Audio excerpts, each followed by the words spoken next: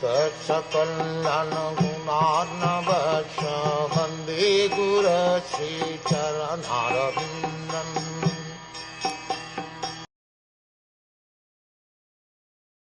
Sutta Goswami said Maharaj Yudhiṣṭhira, after hearing Bhishmadev speak in that appealing tone, asked him, in the presence of all the great rishis, about the essential principles of various religious duties.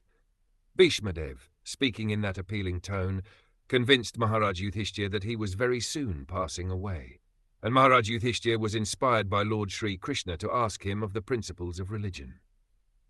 Lord Sri Krishna inspired Maharaj Yudhiṣṭhira to ask Bhishmadev in the presence of many great sages, indicating thereby that the Lord's devotee like Bhishmadev, although apparently living as a worldly man, is far superior to many great sages, even Vyasadeva. Another point is that Bhishmadev at that time was not only lying on a deathbed of arrows, but was greatly aggrieved because of that state.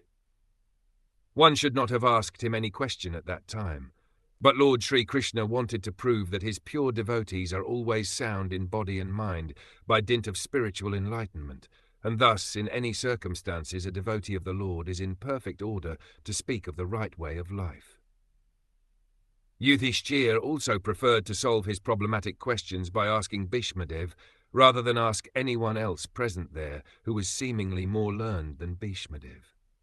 This is all due to the arrangement of the great wheel-carrier Lord Sri Krishna, who establishes the glories of his devotee. The Father likes to see the Son become more famous than himself. The Lord declares very emphatically that worship of his devotee is more valuable than the worship of the Lord himself.